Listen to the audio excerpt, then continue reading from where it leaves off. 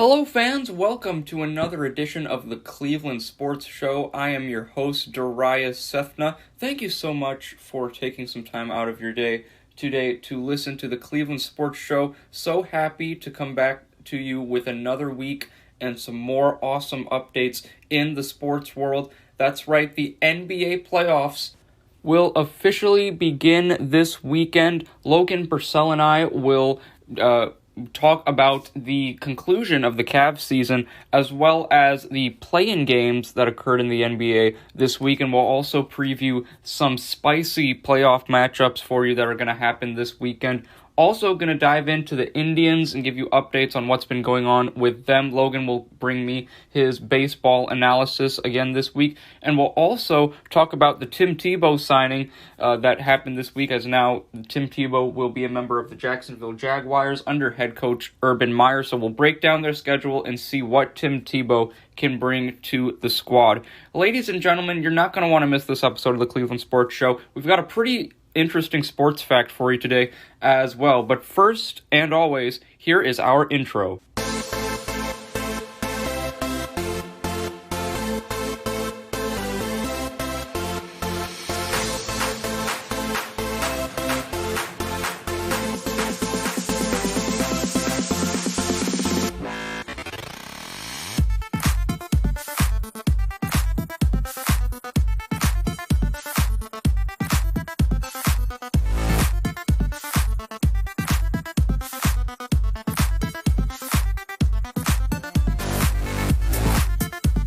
Ladies and gentlemen, this is Darius Sethna of NordoniaHills.news, and the Cleveland Sports Show starts right now.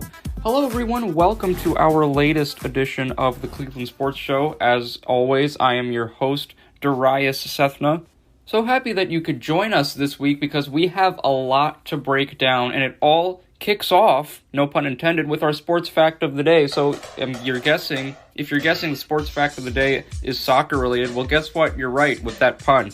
Now, today is May 21st, 2021, and on this date, all the way back in 1904, happy 117th birthday to FIFA, the Federation Internationale de Football Association. This was in French. My French is horrible. I took Spanish, so I apologize for that. But the FIFA organization was formed in Paris, France, on this day back in 1904. Now, what FIFA is known for, most iconically, is the World Cup, this soccer tournament that captivates the world every 4 years. The inaugural World Cup was in 1930 with the host nation Uruguay winning the first ever World Cup as well as hosting it. Now, in terms of World Cup winners, Brazil, the South American superstar nation that has produced a lot of superstars, 5 total World Cup titles. First one in 1958, 1962, 1970, 1994, and then most recently in 2002. Germany and Italy tied for second place for most total World Cup wins. Germany with 4 wins, Italy as well with 4. Italy won their most recent title in 2006, with Germany's being 7 years ago at the World Cup in Brazil. Argentina and France tie for third place, as well as Uruguay, each of these 3 nations with 2 World Cup appearances, and then England and Spain also one World Cup each. England in 1966 when they hosted the tournament, and then Spain in 2010. The tournament was in South Africa at that time. So we have a total of 8 nations that have won the FIFA World Cup. There have been 21 tournaments thus far. Now, the 2022 World Cup is scheduled to be in Qatar, and that tournament, the World Cup is usually held in the summer months, June and July. However, in 2022, the FIFA World Cup will actually be played in November and December due to the extremely humid and hot conditions of Qatar in the summer.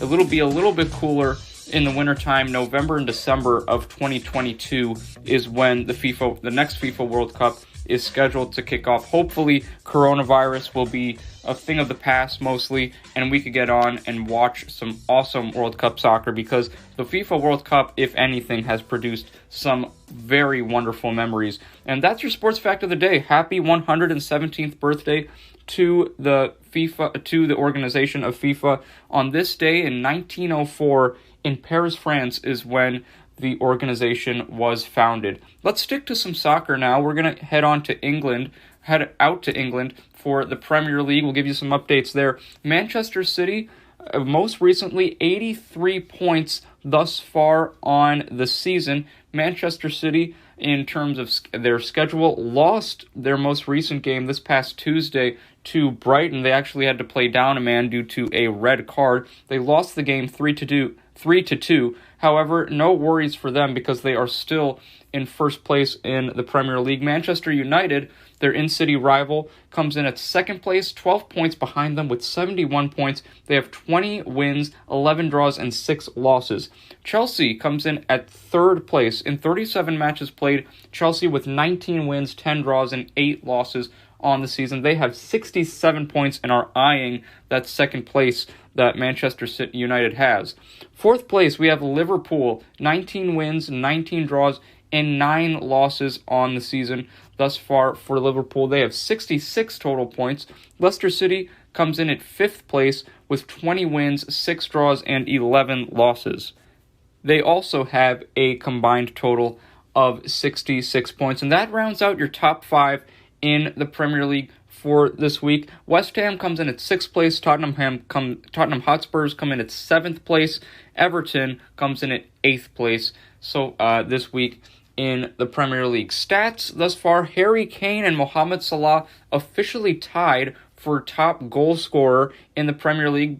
Each of these two players with 22 goals on the season. That's right, 22 goals in a season. That's pretty spectacular if you think about it. Bruno Fernandes comes in at second place, 18 goals on the season for the Manchester United player. Son Heung-min of Tottenham Hotspur comes in at third place with a total of 17 goals on the season thus far. And then Dominic Calvert-Lewin and Patrick Bamford come in at fourth place. They tie for fourth place, each of those players with 16 goals on the season thus far. Harry Kane still leads the league in assists with 13. However, Bruno Fernandes, who I just mentioned as the second leading scorer in the Premier League, also second in total assists. Fernandes is only 1 assist behind tying Harry Kane and tying for most assists in the season thus far. Kevin De Bruyne of Manchester City comes in at third place with a total of 11 assists on the season. And then Jack Grealish and Son Heung-min of Tottenham Hotspur, Grealish of Aston Villa, tie for fourth place. They each have 10 assists on the season.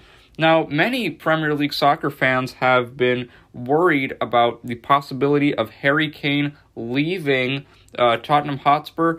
Chelsea has been a strong option that Harry Kane has been considering in going to Chelsea. Now, Chelsea's record thus far in the Premier League much better than Tottenham Hotspur. As I mentioned, Chelsea 19 wins, 10 draws, and 8 losses. Tottenham, despite the amazing efforts of Harry Kane, leading the league in both goal scoring and assists, is only 7th place in the Premier League.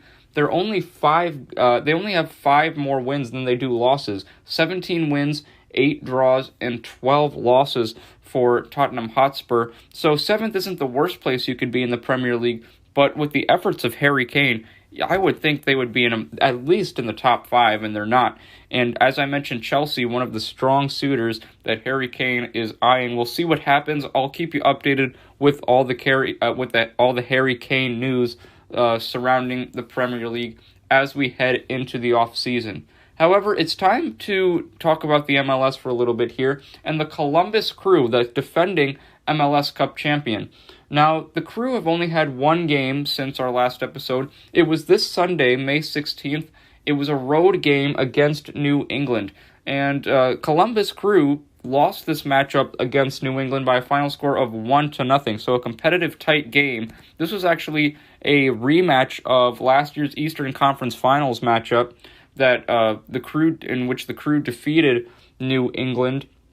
And this was as I mentioned, hard-fought game, but a late and a tough game for the Crew, tough pill for the Crew to swallow. In the 86th minute, the dying minutes of the game, a New England player, Adam Buksa, scored a goal to give New England a 1-0 lead. New England had 11 shots compared to Columbus's only 6, and shots on target for New England, 3 shots on target compared to only 1 for the Crew. This was a tight game in terms of possession. New England outpossessed Columbus 51% to 49%. And as I mentioned, just a tough loss for the Crew to swallow. However, the Crew need to bounce back, and they will be in New York City for the third game of their 3-game road trip. Tomorrow at 7:30 p.m., New York City FC will be hosting the Columbus Crew. On Saturday, May 29th, is when the next Crew home game will be after that game in New York City, and they will be facing Toronto. So Crew will be trying to get some revenge against Toronto FC on Saturday, May 29th. The Crew will then they will actually have a very long break, almost a month actually, and June 19th is when they will be back in action against the Chicago Fire before heading back out on the road against Philadelphia. So the game you need to be worried about right now, Crew fans, is this game tomorrow at 7:30 p.m. against New York City FC. Now, I can't forget our soccer fans down in Southwest Ohio, the FC Cincinnati soccer team, only one game for them as well. They've only had 2 games in May. I talked about a couple of weeks ago their matchup against Orlando City where they lost 3-0. FC Cincinnati played another Florida-based team, this time Inter Miami. They hosted Inter Miami and lost that game this past Sunday, May 16th, by a final score of 3-2. Once again, very competitive soccer game, just like the Crew. Gonzalo Higuain, who is an Argentine superstar striker, scored 2 goals in the game for Inter Miami. And Brek Shea actually got the party started for Inter Miami, scoring a 7th-minute goal to give them an early 1-0 lead. For FC Cincinnati, in the 59th minute, Alvaro Barreal scored their first goal of the match, and then in the 82nd minute, Nick Hagland scored. This game was actually tied, and it was very tough. FC Cincinnati headed into halftime down 2-0. The 2 players for Cincinnati scored those goals, and 3 minutes after Hagland's goal to tie this game up, Gonzalo Higuain, another deadly goal which put Inter Miami over the top, and FC Cincinnati unfortunately lose this matchup by a final score of 3-2. FC Cincinnati have to have a quick bounce back as well. They will play Montreal tomorrow. It'll be considered a road game down in Florida. It'll be played at 1 p.m. tomorrow. The next matchup for FC Cincinnati after that game against Montreal will be Saturday, May 29th. They'll be hosting the New England Revolution. And then once again, June 19th is when they will also have a very long break. And then June 19th at 7:30 p.m., they'll get back at it again. They will host the Colorado Rapids, as I mentioned, June 19th at 7:30 p.m. And ladies and gentlemen, it's now time to talk some NBA playoff basketball and wrap up the season for the Cleveland Cavaliers. And who's with me to do it once again? It's Logan Purcell. Logan, thanks again for joining me for another week of the podcast. How have you been doing so far this week? I've been doing great. Thanks for having me, and I'm really excited to get going today. Yeah, very excited to talk about some playoff basketball that will be starting this weekend. But first, Logan, I want to wrap up the Cavs schedule here. So the Cavs were eliminated from any kind of playoff or play-in contention a few weeks ago. They finished their season 22 wins and 50 losses. That's 3 games better than their previous 2 seasons. They lost their final game, Logan, in Brooklyn to the Nets. This one was never close, to be quite honest with you. The Nets, as I expected, to be quite honest with you, just overpowered the Cavs in terms of their talent. In terms of box score, Kevin Durant, 23 points, 13 assists, finished with a double-double. Kyrie Irving, the former Cav, with 17.6 rebounds and 2 assists.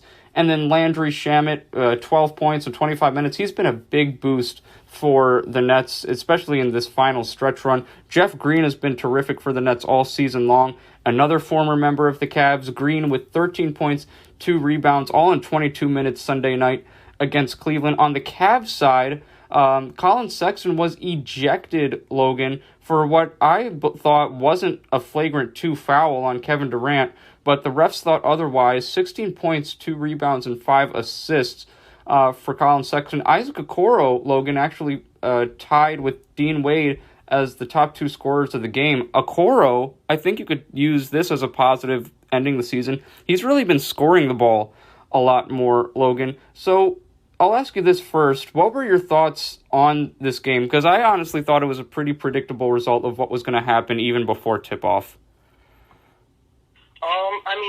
I completely agree with you with the fact that it was pretty predictable even before the first tip had gone. But to me, what you have to look at, and I'm going to shy away from the Cavs just to make this single statement, is the Nets are looking scary right now.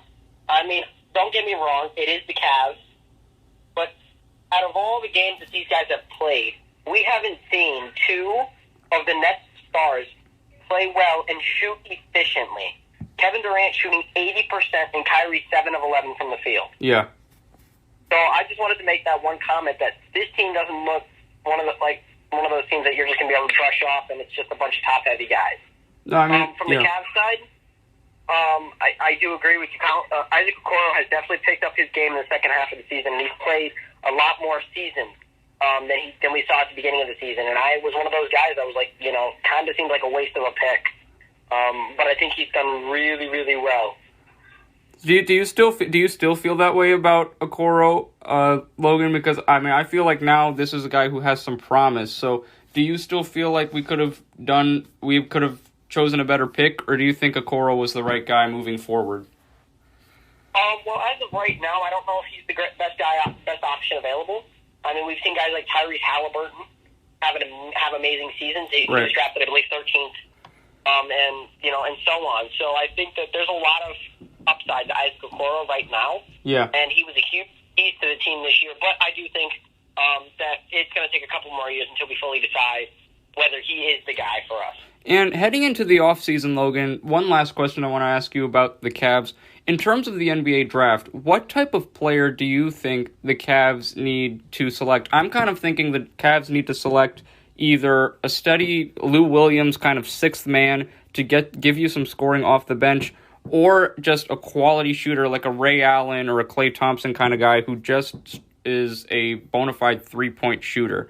I think the Cavs need something like that just to give their offense, just to have them have a better built all-around offense. So what are your thoughts on what the Cavs need to select this upcoming summer in the NBA draft? Well, I think that is a very good point in the shooting aspect, and that was one of their weak spots all season. But one that's probably even more important in my eyes is getting a playmaker. We saw guys, Darius Garland, as I mentioned last week, definitely stepped up from a playmaking standpoint. But I think this team still has a lot of work to do from a playmaking standpoint. Right. I think that a true playmaking guard, or even if it was a forward, even if a forward coming out of college, maybe from the G League, was getting 6 or 7 assists a game, right? That would be a huge boost for that offense. And defensively, it also gives you some versatility. Yeah, absolutely. I would love to see a kind of a Rondo type player on the Cavs as well. We'll see what they do in the NBA draft. When that date for the draft comes closer, Logan and I will keep you updated and we'll give you our reactions to what the picks are. But now, Logan, the Cavs season's finally over, but the NBA season is not over. The play-in tournament games will conclude tonight with the Memphis Grizzlies taking on the Golden State Warriors in San Francisco. The loser is eliminated from playoff contention. The winner will be the 8th seed in the Western Conference, But we've concluded the majority of our play-in tournament games, Logan. And let's start with the first round of those East games. Let's start with Hornets Pacers, Logan. I'll tell you right now, I was extremely disappointed in the Charlotte Hornets and their performance. When I heard that the Indiana Pacers were going to be without Karis LeVert, I thought that they were going to fight hard, but I expected Charlotte, just from a talent perspective, to win this game. But then Doug McDermott went off, 21 points in 26 minutes for the Pacers. O'Shea Brissett as well, 33 minutes, 23 points. It was the O'Shea Brissett and Doug McDermott show that put Charlotte, basically, they decimated Charlotte, and the game was over to me after the first quarter. What was your reaction to this game, Logan? Yeah, I mean, the Pacers got out, and they went to work. They got their job done. But another guy that you can't really look aside from is, even though he wasn't dominant offensively from a scoring aspect, Domantas Sabonis. Yeah. With 14 points, 21 rebounds. Yes. And 1 assist away shy of a triple-double. Yeah. I mean, those numbers are not numbers that a true power forward should be putting up in today's NBA, regardless of who it is. So in my eyes, that's another number that you just got to take into consideration. I think this was a great performance for that entire Pacers group, even without the likes of Karis LeVert. In terms of this game, Logan, too, are you more impressed with how the Pacers stepped up without their scoring leader in LeVert and without Miles Turner as well? Or were you more disappointed in the Charlotte Hornets? Because everyone other than Gordon Hayward was healthy and ready to go, and they didn't step up to the plate. Yeah, I mean, I'm personally more disappointed in the Hornets and not stepping up to the plate, especially a man by the name of LaMelo Ball. Yes. Who was last year's number 3 overall pick and is going to be the NBA's Rookie of the Year, in my opinion. He only shot 4 of 14. Right. 1 rebound, 4 assists, and just as many turnovers. Yes. Yeah. I mean, I don't know about you, but that doesn't sound like Rookie of the Year numbers in a play and basically a playoff. Could you attribute that to the wrist injury that he suffered earlier in the season? I mean, you definitely could, but his numbers coming off of that injury weren't awful. I mean, they were such inconsistent, but he was still dropping 22, 27, numbers like that. He was still getting up there. Yeah. So I think you still have to take into consideration the fact that this kid, he's got to learn to play in the playoffs. And Miles Bridges went to work. It ain't like he didn't have help. I mean, Terry Rozier obviously struggled. He didn't hit a 3 and he shot 9. Mm-hmm. But Miles Bridges shot 10 of 16. Right. Very efficient performance from one of the better younger power forwards in the NBA. But LaMelo Ball's got to be that guy, that he was during the regular season. Right, and sadly, since he was not that guy in Tuesday's play-in matchup, the Charlotte Hornets have been eliminated from playoff contention, and so have the Pacers, but we'll get to the Pacers story in a little bit here. Let's talk about the other game that we had Tuesday night, the other Eastern Conference play-in game, Boston Celtics and Washington Wizards. Now, whoever won this game would automatically be the 7th seed. The loser of this game would play the Pacers in that final seeding game. And Celtics handled their business against the Wizards, Logan, won that game at TD Garden, 118-100. Jason Tatum has been on a mission this season. This has been his best season by far to me. At 50 points against Washington in 41 minutes, 8 rebounds, 4 assists. Kemba Walker also with a very strong game, Logan. Kemba had 29.7 rebounds and 2 assists. To me, everyone's saying it, and I agree with it as well.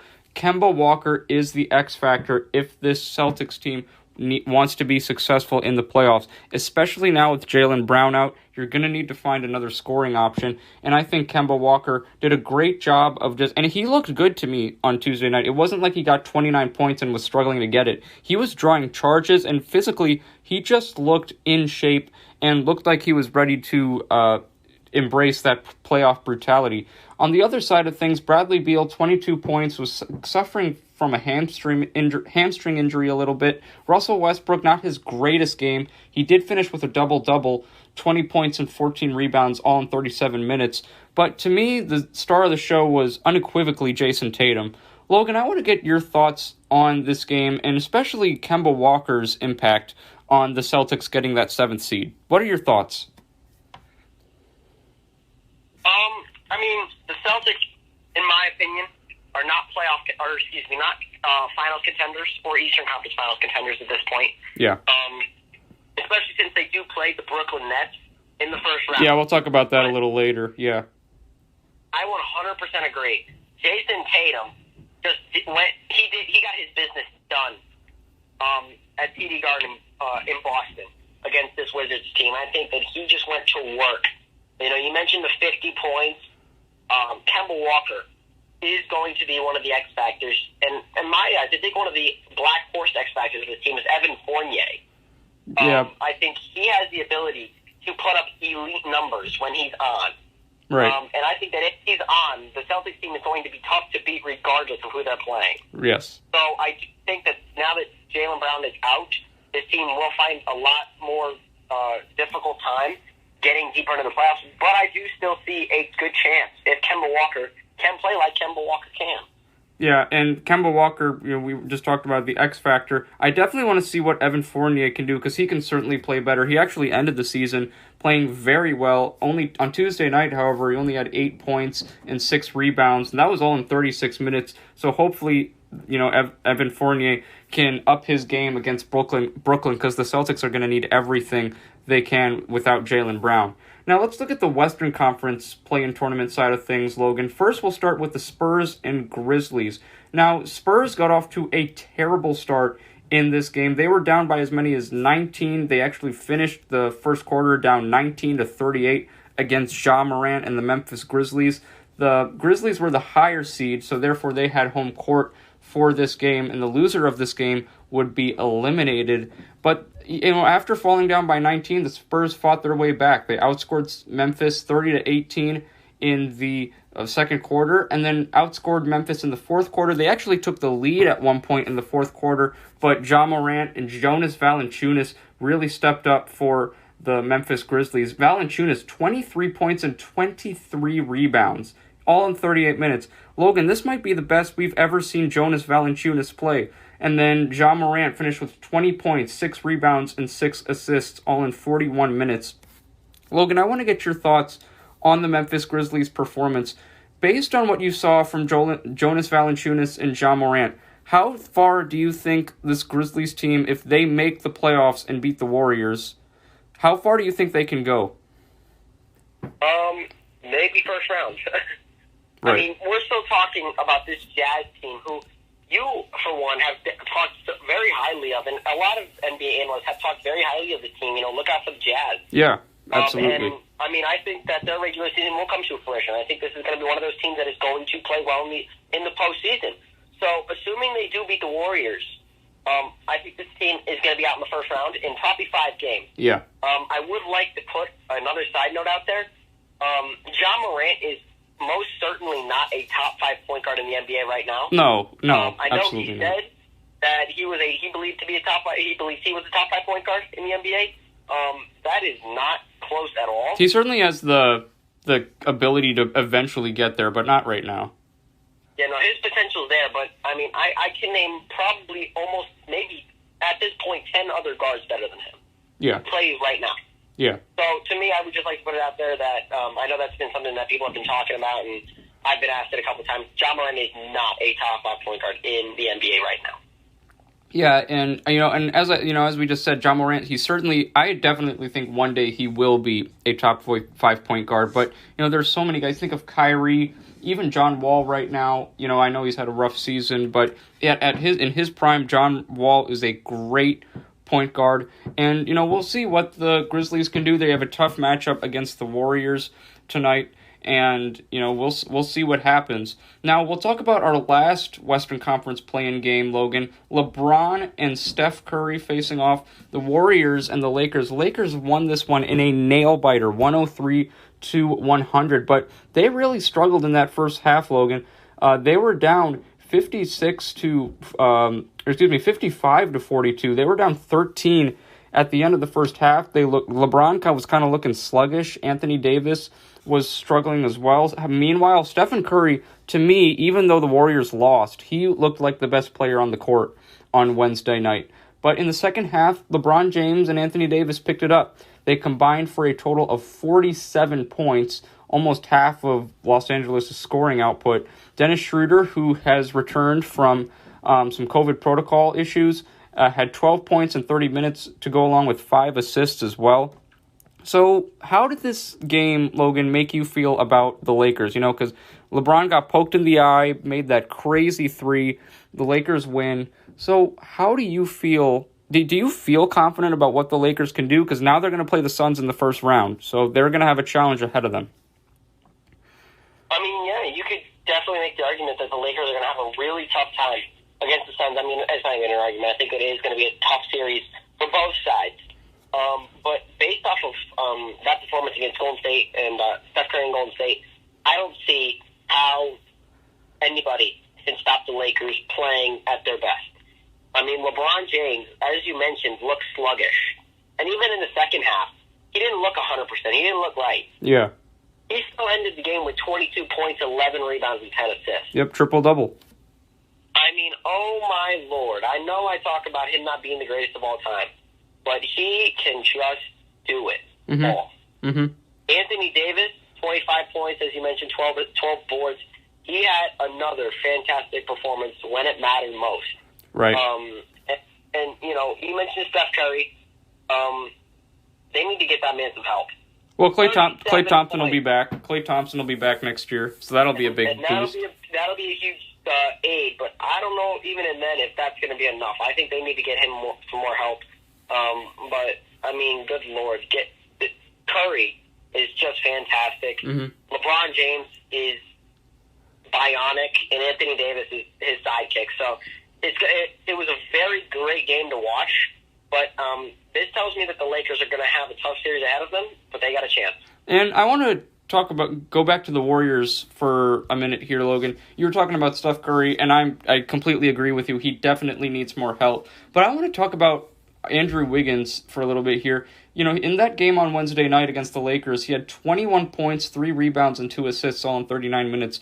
Have you seen kind of an improvement from Wiggins here in terms of his development towards as this season's progressed? I feel like he's really been improved. He's obviously not the most improved player of the year. I'm not saying that by anything, by even a measuring stick at all. But in terms of Andrew Wiggins, he's been progressing to me, and he's been improving his game a little bit. What are your thoughts on that? Do you see the same way? Yeah, I think throughout the game and through 4 straight quarters, I think he's gotten a lot more efficient in a singular game. Typically, you'd see a slow start from him, and then, he'd kind of pick it up at the end of the game. But I think that you've seen a lot of progression as his consistency through a 4-quarter game. Yeah, and we'll see. Andrew Wiggins is going to be a big piece for the Warriors. I'm gonna say that they move on to the playoffs. I think they'll handle their business against the Grizzlies tonight, and then they'll play the Jazz. And I think Andrew Wiggins is going to be an integral piece for that Warriors team if they want to make some noise against Utah in that first round. Don't forget, Grizzlies-Warriors, Friday night, May 21st tonight, 9 p.m. Eastern Time is when the game will tip off. Now, Logan, it's time to talk about the playoffs themselves because we already have some matchups scheduled. Saturday, we have a slate of games. I want to kind of talk about each series one by one here and get your thoughts about it. Let's talk about the Eastern Conference first. 6th seed versus 3 seed Heat, Bucks, respectively. Miami Heat will be taking on the Milwaukee Bucks. That game 1 of that series tomorrow from Pfizer Forum in Milwaukee. Logan, I'm thinking probably Bucks in 6 or 7. I think this is going to be a hard-fought series, but I think the Bucks have some intentions of revenge on their plate. I think that they're a much more balanced team now with Drew Holiday to the mix. And, that big 3 with Middleton, Giannis, and now Drew Holiday. I definitely think they're going to win this series, but I can't just ignore Bam Adebayo, Jimmy Butler, and the Heat. I'm saying this series is going at least 6 games, if not 7. What are your thoughts on that? Yeah, with the game, you're, I think, 100% correct. You could definitely make an argument that one of those teams gets hot in game 2 and 3 and just takes it to 5 and ends it early, but I don't see that happening. But personally, I'm not sure I 100% agree with you. I will personally be taking the Miami Heat in 6. Well, okay, really? I think that when you look top to bottom, that team came in last year to 5 seed, but all of those guys on that team show that they performed in the playoffs. But do you? Yeah, I was gonna. Jimmy Butler was lethal last year, all season. But I was gonna ask you this. I was gonna ask you this, Logan. Sorry to cut you off here, but I would think. Don't you think the Bucks have some pretty intense intentions for the Miami Heat? Because if Giannis, think about it. Because if Giannis loses in the first round, he is going to be ridiculed for the rest of his career, and I don't think that he would ever live it down. So I think you have that scenario playing in hand as well. Yeah, I mean, Giannis has got a lot on the plate, but that's the thing. That's what's going to separate the greats that I remember for being great and the greats that I remember for being dominant. Yeah. I think that if Giannis can't perform in the playoffs, because realistically speaking, you could drop 40 points, average 40 points, 20 assists, and 20 rebounds a game. Right. If you never win a ring, you'll never be considered one of the greatest of all time. Right. That's just how today's game is. Yeah.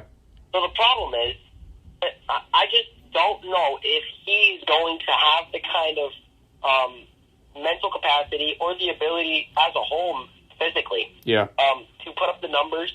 And Giannis has never been clutch. And that's what it is in playoffs time, come postseason. Right. Who can finish? Yeah. It's not about how you drive. It's not about how it's about how you finish. Right. And if Giannis can't prove to me in this series that he can finish off a 6 seed, you're right. You're 100% right. The rest, in my eyes, it's pretty intense. But the rest of his career could definitely be on the line in this series. Yeah, and so for this Heat Bucks series, Logan, I have Bucks in about 6 or 7. You have Heat in 6. So this is going to be a great series. All these series are going to be pretty fascinating. Let's go to another series. We were talking about this one a little earlier. Celtics-Nets. I've heard a lot of people saying this is going to be a sweep. Nets are going to run away with this.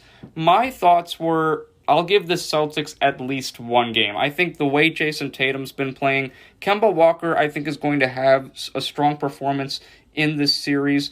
But without Jaylen Brown, I don't think the series is going to go very far. I'm taking Nets in 5, Logan. What are your thoughts? Yeah, I think that's a fair argument. I 100% agree about Jason Tatum. Yeah. I mean, this guy is going to have 1 or 2 games that he is just going to do everything. But, personally, believe it or not, I am going to give this team 6 games. Okay. And I know that sounds like a bit of a stretch, but we do have to, give respect to the fact Kemba Walker is on this team. Yeah. And you can assume that Kemba Walker is going to give you 30 or 40 one of these nights. Right. And you're also assuming that all 3 All-Stars are playing every game. And well, I would think so. I don't even know if we've had 10 games with all 3 of them. I don't think we have. Yeah, barely. But I think that's the reason why, because of the playoffs. Like, now that the playoffs are starting, I think they understand. They all seem healthy now, so I think they're all going to play, in my opinion. Yeah, I mean, that is the assumption. But at the same time, I mean, if you're Brooklyn, I mean, why not rest another guy? Why not rest one of them through the series? What's the point? Or why bother playing them and risking another injury? You know what I mean? So it does depend. I will give the Celtics 6 games just because, that's also hope, I guess. Right. But I think it's going to be a decent series. I think it'll be a very entertaining series to watch. Yeah. For sure. But I will take the Nets in 6. Yeah, and it's the Celtics, to me, just without Jaylen Brown, are a depleted squad. But Jason Tatum and Kemba Walker are definitely going to put in work. I have hope for them that they're going to get their numbers in this series. But when you're going against that 3-headed monster in Brooklyn and your offense is compromised, it's pretty much over for you, in my estimation. Let's go to another Eastern Conference series, Logan. Wizards 76ers. Now, the Wizards clinched their playoff spot yesterday against the Indiana Pacers. In DC walloped the Pacers 142-115. So Indiana's season is over officially after that big win against Charlotte. They couldn't make it 2 in a row, lose against the Washington Wizards. So now Washington, after being, after starting the season 0-5, and we were talking about them at the beginning of the season being very disappointing, Logan, they've managed to get themselves as the 8th seed in the Eastern Conference, but they're going up against a powerhouse in the Philadelphia 76ers. I think Westbrook and Beal are a terrific backcourt, and the reason I think the Sixers will win this series, but I'm going to give the Wizards 2 games. I'm going to say Sixers in 6. And the reason I'm giving the Sixers 2 games is the Wizards 2 games is because I think that the backcourt of Westbrook and Beal is just that dynamic and that great. I don't think that they're just going to be satisfied with one game. I think they obviously want to win the series, but I think the 76ers offense is just loaded. I think they have quality guys coming off the bench like Shake Milton and Matisse Thybulle. You have other guys like Tyrese Maxey, who has had a strong season in my eyes. So I think the Sixers, I think they're going to show their dominance, but I think it's going to take them 6 games. What are your thoughts on this Wizards-Sixers series, Logan? This is the first one where I truly disagree with you. I mean, a decent amount, honestly. I do agree with the Sixers winning. But believe it or not, I'm going to have a little bit of a risky take here. I'm going to go with the Sixers in 4. I do think it's going to be a sweep. And my reasoning for this, we did see a lot of dominance. And you look on paper, that backcourt for Washington is very dominant. There's no doubt about it. 2 of the best guards that the NBA has to offer. But, I mean, you look in the past, they played Boston. And don't get me wrong, Boston's not a team to mess with. I just gave them 6 games against Brooklyn, but they didn't lose by 5. They almost lost by 20. Yeah. So, I mean, to me, the Sixers are not a team where you can go down 20 at halftime or anything like that and hold it. It's not going to happen. Yeah. So, to me, I think Joel Embiid is just going to be too much because you do talk about the backcourt of Westbrook and Beal, but to me, you're talking about 2 of the best on-ball defenders in the NBA on that Sixers team. Tobias Harris is one of the most underrated defenders in the NBA right now, and Ben Simmons is going to be the Defensive Player of the Year. Yeah. And then Joel Embiid, who's going to guard him? But that's what I'm saying. But right now, who can guard Joel? But that's what I'm saying. The Sixers have, the majority of their offense comes from the forward positions. You have Tobias Harris, Joel Embiid. Ben Simmons can't shoot to save his life. Let's be honest here. So in terms of backcourt scoring, which is the more efficient scoring and which is the majority of the scoring is done in today's NBA, I'm going to say Russell Westbrook and Bradley Beal, they've both proved themselves multiple times. So I expect them to handle their business for 2 games. I think the Sixers will go up 2-0. I think the Wizards will I think they'll win their 2 in DC. Sixers will win Game 5 in Philly, and then they'll close it out back in the nation's capital in Game 6. Because I just think that that backcourt is just, they can score. Westbrook can rebound. The Wizards lead the league in pace also, Logan. So you think about that. And Joel Embiid is not the fastest guy we know. So I think that's going to be a big deficit the Sixers are going to face as well. Yeah. I mean, it could go either way, honestly. Yeah. I did say it was a hot take, so, I mean, 4 or 5 in my eyes. I don't know if I would go 6. It is a very dominant backcourt, like I mentioned, but if any team has the defensive capabilities to stop Westbrook and Beal, it is going to be the Philadelphia 76ers. Yeah, absolutely. So, Logan, correct me if I'm mistaken, you said Sixers with the sweep, right? Yes. Okay, so Logan's got Sixers in 4, I've got Sixers in 6. Game 1 between the Wizards and 76ers will be this Sunday, May 23rd at 1 p.m. from Wells Fargo Center in Philadelphia. Now, let's talk about the last Eastern Conference matchup, Logan. And to me, this one is a little bit overlooked. It's one that I am super excited to watch. Hawks and Knicks. To me, these are 2 evenly matched teams, not just in terms of youth, but just in terms of Atlanta has a very good scoring roster that can score. You guys like Trae Young, John Collins, Lou Williams is now on the team. You've got Bogdanović, who's arguably had the best season of his career. And then you have the Knicks, who are more of an old school, take it inside, take it in the paint, grind it out game with Julius Randle, who to me is the most improved player of the year this season. I am really intrigued to watch this series because I think it's going to be 2 teams and it's going to be an evenly matched series to me. However, I'm going to say, Logan, Knicks in 7. I think this is going to be a series that Trae Young and Julius Randle will just be on each other in terms of scoring. And I think the Knicks will serve home court. I think they'll handle their business in a Game 7 at Madison Square Garden. So what are your thoughts on this Hawks-Knicks series? I do definitely like the Knicks in this series. I think that the youth on both sides is going to be very entertaining to watch from an athleticism standpoint. I mean, Julius Randle is that dude for this team. So I'm very interested. I am going to take Knicks in 6. Okay. I like the Hawks, but Trae Young has not gotten enough help in my eyes. You mentioned John Collins and Cam Reddish has played well this year, but I do not think it is going to be enough to stop the likes of Julius Randle and R.J. Barrett on that Knicks team. Yeah, and this is going to be a fun series. The Game 1 of that series will be at 7 p.m. on Sunday from Madison Square Garden. That will be one interesting series. Logan, now let's go to the Western Conference and break down the playoff matchups there. And by the way, thank you so much for going playoff series by playoff series with me. It makes it so much fun. Opening weekend of the NBA playoffs is always a lot of fun. So let's go with the Western Conference now. We'll start with Mavericks Clippers, and Game 1 of that series will be tomorrow at 4:30 p.m. Eastern Time from Staples Center in LA. And this is actually a repeat of a matchup from last season. Clippers won that series in 6 games. Porzingis went down early on with injuries. And I'm going to have to say the same result as last year. I think this is going to be Clippers in about 6 or 7 games.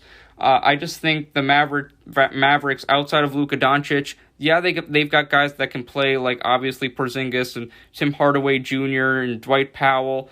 They've got the point guard Jalen Brunson, who's also come out of his shell. So they have quality players, no doubt, but Luka really is the key to their offense. And with the Clippers now getting back together with Kawhi and Paul George, it seems like everything's they're all getting healthy at the right time. And I think that the Clippers should handle their business in about 6 or 7 games against Dallas. Your thoughts on this series, Logan?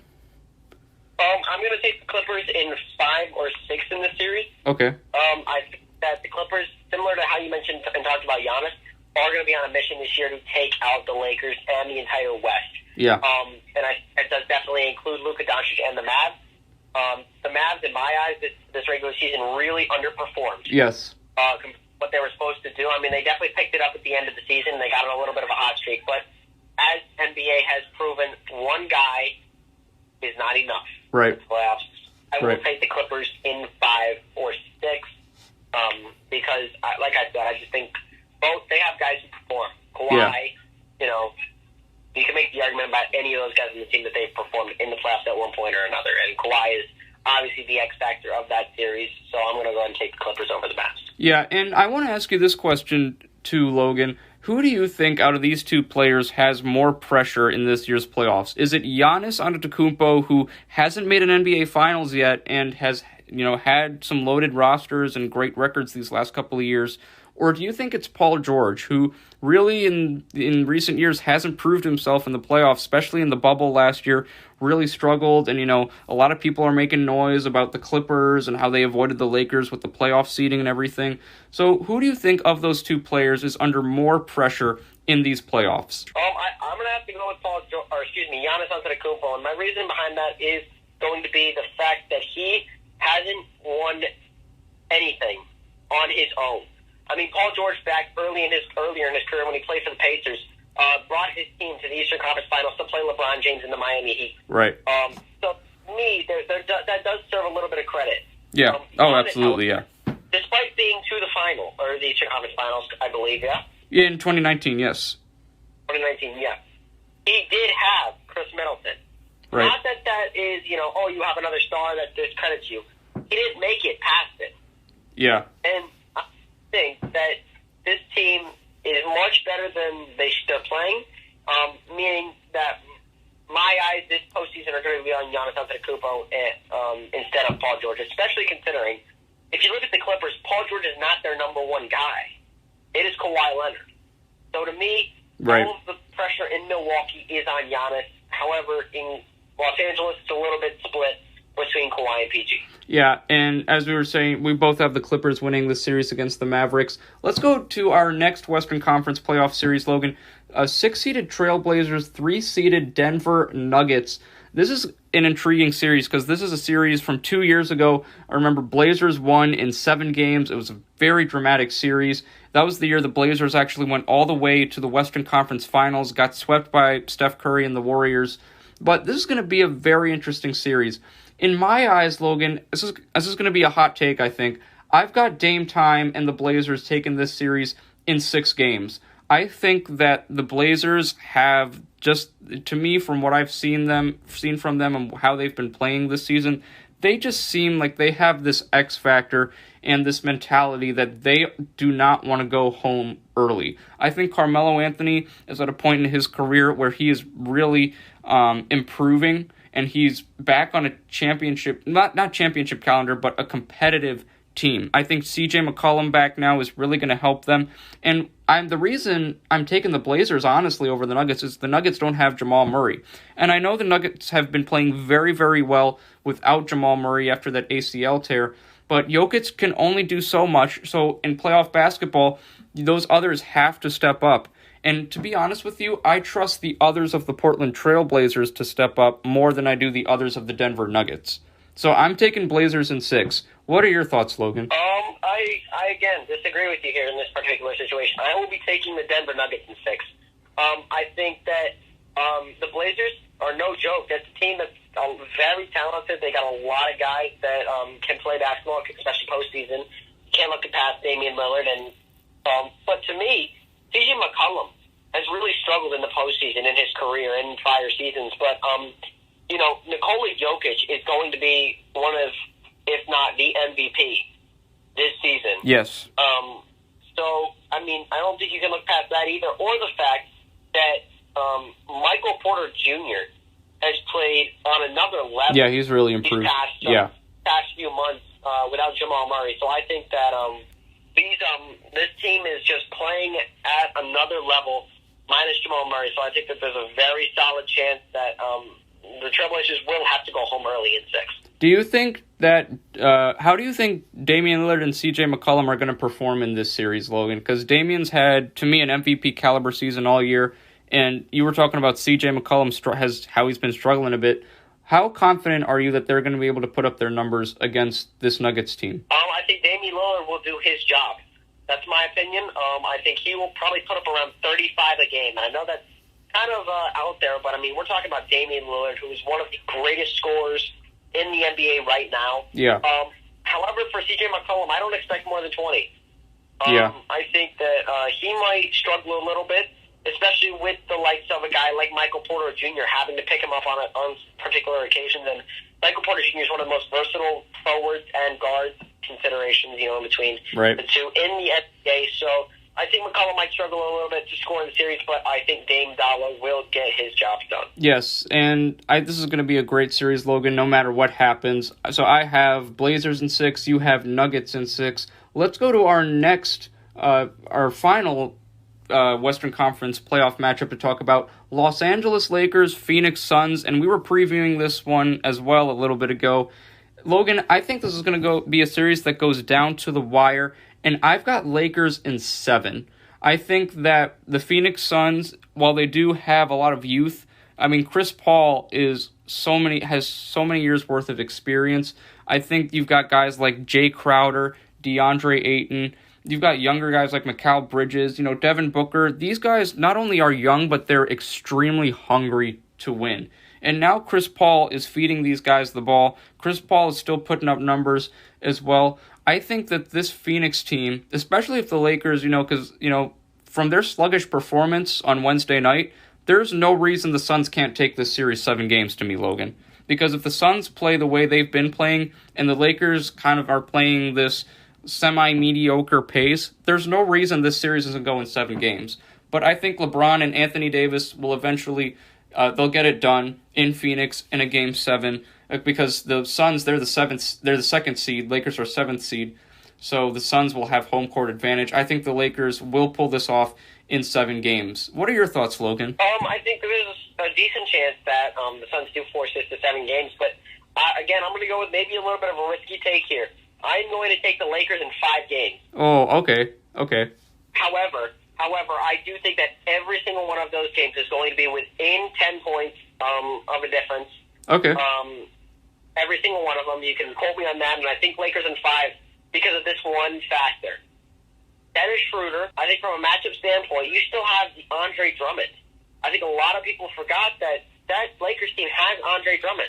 He is a very useful talent to that team, and I think he's going to be a huge piece to that series against the Suns in guarding DeAndre Ayton. But I'm really excited to see. As for the take, I'll repeat it again. I've got Lakers in 5 within 10 points every single game. How do you think the Lakers will fare against the quality shooting of Phoenix? Because the Lakers don't have a terrific shooting team. They work more in the post with Anthony Davis and LeBron. So how do you think the Lakers will be able to fare? Basically they're going to have to deal with 3s against 2s for the majority of this series. Yeah, I think it'll be a contrast series. Similarly, I guess what you could say to what the Celtics and the Nets are going to do. I mean, I think that those two teams are going to be quite interesting to watch. I think you're going to see a lot of post work on one end and a lot of hot shooting on the other. So it'll balance out very nicely. Yeah. And we're going to see the battle between Old Testament and the new one. Yeah. So I'm really see this series. I think it'll be a battle to the end. And like I said, Lakers in 5. And final, we can say matchup, Logan. We're going to see who the Utah Jazz's opponent is tonight when the Grizzlies and Warriors face off. So I will give you a quick take here. So if the Grizzlies win and face the Jazz, I think the Jazz will sweep the Memphis Grizzlies. If the Warriors face the Jazz in the first round, which I think is the more likely scenario, I think Utah will win that series in 5 games. So is that what you're thinking as well, Logan, or what's your take on that? Yeah, I agree about the Memphis take, but the more likely take is the Warriors in Utah. And I will give the Warriors 6 games. Okay. I believe that the Jazz will take them out in 6 because of Steph Curry's ability to just put up numbers. Yeah. I mean, made the argument, what was it, 5 games with the Lakers and stuff like that. But we're talking about them having LeBron James and Anthony Davis, who could put up numbers, right? But neither of those guys are going to go put up 60. Right. Steph Curry will put up 60 to 70 any given day. Yes. And I just think that there's no chance that you could stop Steph Curry when he's hot. So I'm going to give him 6 games in this series, but I do think the Utah Jazz will win regardless of who they play. Yeah, and that concludes NBA playoff talk, ladies and gentlemen. Heat Bucks will be the starter for a slate of games this upcoming weekend for the NBA playoffs. But Logan, I want to talk a little bit here before we move on to Indians talk about the WNBA season. We were talking about this, has been underway.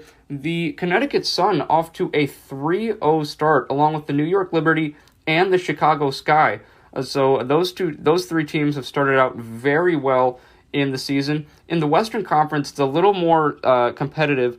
The Wings they lead the Western Conference. Dallas with a 1-0 record thus far. Phoenix is not far behind them. They're 2-1.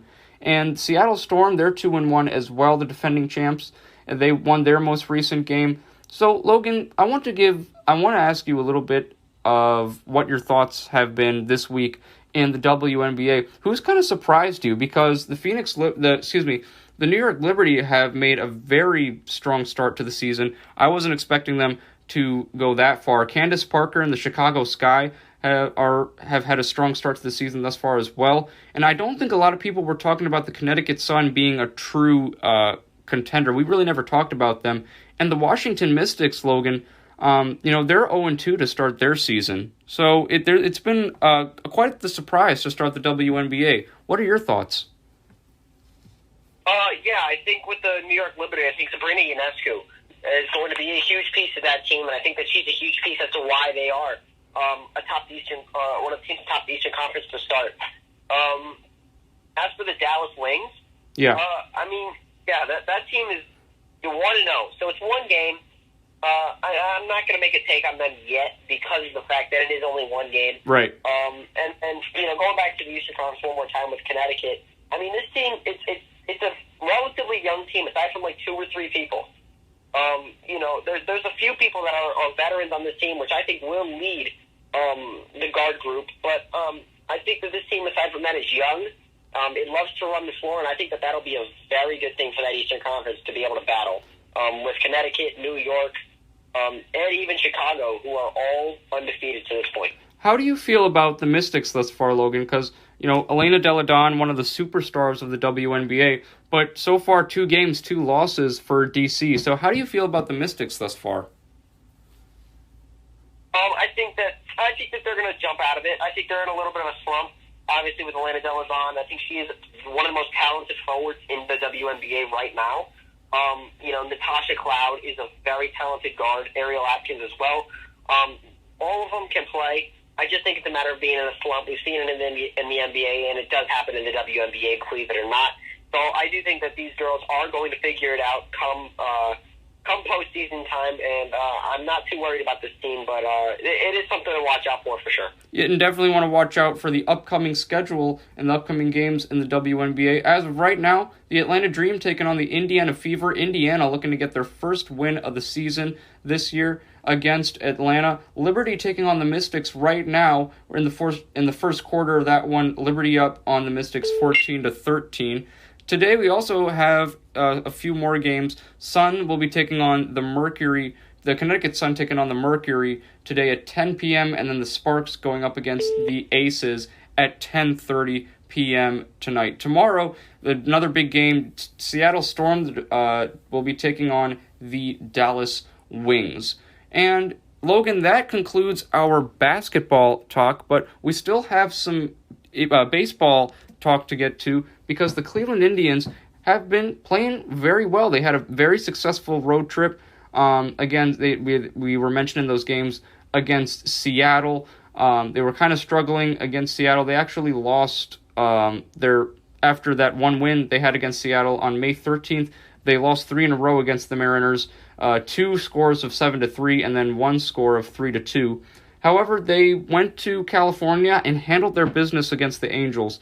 Despite losing the first matchup of the 3 to the Angels 7-4, the Indians bounced back with a big win against the Angels 6-5 this past Tuesday, and then they defeated the Angels again 3-2. So some tight games, but they did end up on the winning side for the Indians. If we look at the standings now, Logan, Indians are now firmly planted in that second spot in the American League Central Division. They're 2.5 games behind the Chicago White Sox for that first place seeding in the AL Central. So, Logan, the Indians, not great, 6-4 in their last 10 games, but they've had a lot of road games to start this season, and they've been getting the job done for the most part. So, especially in those series against the Angels, how do you feel about the Indians thus far? I think that they've played well, like you mentioned. I mean, the one loss on Monday, one of the problems that I talked about recently with the Indians was giving up runs in bulk, giving up rallies early. Yeah. And in that game, second inning, the Angels had 5 runs. And that was a huge, crucial piece. I mean, with just the second inning, they beat the Indians. Right. So, to me, I think that, that was one of the main things that is going to need to be fixed come as the regular season tears on. But besides that, the last 2 games on Tuesday and Wednesday were fantastic wins. They were tight ones that the pitchers and the closers weren't able to finish off in Los Angeles. How do you think the Indians will fare against the Minnesota Twins? Because Minnesota's had kind of an up and down schedule, or up and down results in their schedule so far this year, Logan. The Indians will kick off 3 straight home games against Minnesota, and it starts today, 7:10 p.m. And then the Twins will then be in Cleveland again tomorrow, 4:10, and then on Sunday as well at 1:10 p.m. for their third matchup with the Indians. In terms of the standings for Minnesota, they're last in the American League Central Division. They're 15-28, and so to me, should be 3 easy Indians wins, in my opinion. Just by the way they've been playing these last few games, the momentum they have, especially now that they're on home field. I'm expecting the Indians to win all 3 games in this short 3-game series. Do you feel the same way, Logan? Yeah, I do. I think that the Twins team has been way too inconsistent. Not that the Indians have been super consistent in comparison, but I still think that the Indians will have the upper hand in this series, especially being at Progressive Field and home in Cleveland. So I will also take Indians in all 3 wins at home against Minnesota. Yeah, so hopefully the Indians can extend that winning streak to 5 after Sunday in that final game against the Twins. Upcoming schedule for the Indians, so I talked about those 3 games they'll have against Minnesota. Monday, May 24th, they'll be back out on the road for 4 straight games against the Detroit Tigers at Comerica Park. The Tigers, in their standings, they are 17-26, and they're 8-2 in their last 10. That's the best record for any AL League Central team in their last 10 games. So Indians are going to have their hands full in that one. The Indians will then return home after that 4-game series against Detroit for 3 matches against the Toronto Blue Jays, and then 4 matches against the Chicago White Sox. Those 4 matchups against Chicago will be huge for the standings, as the Indians will want to try to get to first place in the AL Central Division. Logan, in these next few games, especially against lower teams like Minnesota and Detroit, I know Detroit's been on a winning streak, I was just talking about it, but what do you want to see from them? Because I definitely think these are games the Indians can win and get some more wins under their belt before they have some big games against Chicago. Yeah, for once, I don't honestly want to see too much improvement. I think they've been doing almost everything right. I mean, they just they lost to a really tough Seattle team that's been doing a lot of good things in the MLB this year. But I really want to see the closers continue to finish off games, and I want to see the bats, like I mentioned earlier last week, get going early. Yeah. And get your runs on your board, take the pressure off the starters, and they might be able to go a little bit deeper, and then those closers can come in and finish those last 2 innings off with a couple strikeouts on the side. And I'm really hoping that they will take all 3, and I think that those are the 2 keys to taking all 3 against Minnesota. Yeah, Indians are definitely going to want to win their games against Minnesota. Their first matchup with Chicago will be at the end of the month. Monday, May 31st is when the White Sox will be in town against the Indians. Those will be 4 big games, as I mentioned, for those seeding positions. Logan, final topic of the podcast today. I want to focus on the NFL for a bit here, and more specifically the Jacksonville Jaguars, who this week finalized a deal with TIm Tebow. Now, a lot of speculation has risen from this due to the fact that, TIm Tebow got this opportunity because Urban Meyer was the head coach, and there's been a lot of dynamics involved with this situation. But in terms of Tebow now adjusting to the tight end position, having been a quarterback for all of his career, how do you think this is going to help the Jacksonville Jaguars? Because I'm looking at their schedule right now, Logan, and it's a pretty tough schedule. They're playing some quality teams. They're playing the Broncos, the Cardinals. They've got games against the Titans. The Tua Tagovailoa and the Dolphins are nothing to sneeze at. They'll be playing the Dolphins. They'll also be playing the Colts, the Falcons with their high-powered offense. They're going to be playing the 49ers. Jimmy Garoppolo will be back.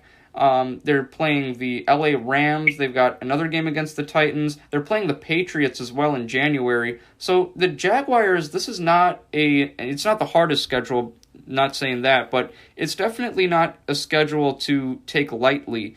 So how do you think, with the addition of now Trevor Lawrence as the quarterback and Urban Meyer, how can TIm Tebow help this team moving forward, especially with these tough games that they're going to have this season? I mean, physically, from like a numbers and actually making plays standpoint, I don't think he's going to make a huge difference, right? And I know that's right. So super shocking to make that take, but I really don't think he's going to be a guy who goes out and actually makes plays for the team. Yeah. I think he's going to be much more of a locker room kind of guy. Yeah. I think he's going to be one of those guys that will be in the locker room. He'll be the leader. He'll be that, veteran guy who's been there before. So I think that he's going to make a tremendous impact on the mental aspect from the locker room. But physically, I don't expect too much coming from TIm Tebow this season. How do you feel about the Jaguars as well, Logan? In their division, their AFC South, they're dealing with the Titans, the Colts, and the Texans. I think the Jaguars can possibly finish third, if not second, in that division, because I think Tennessee is going to have a very strong season, as they did last year again. I think the Texans are just going to get worse from here. I think they're going to finish bottom of the AFC South. So I think really for Jacksonville, it's a battle with them and the Indianapolis Colts for that 2-3 seed. I think if the Jaguars win a share of their games, they can get that second seed in the AFC South. So what are your thoughts? Do you think the Jaguars, with the talent they have now, can get to that spot in the AFC South? Well, I think it's definitely a possibility. But I wouldn't go as far as saying that it's, they're the favorite for second.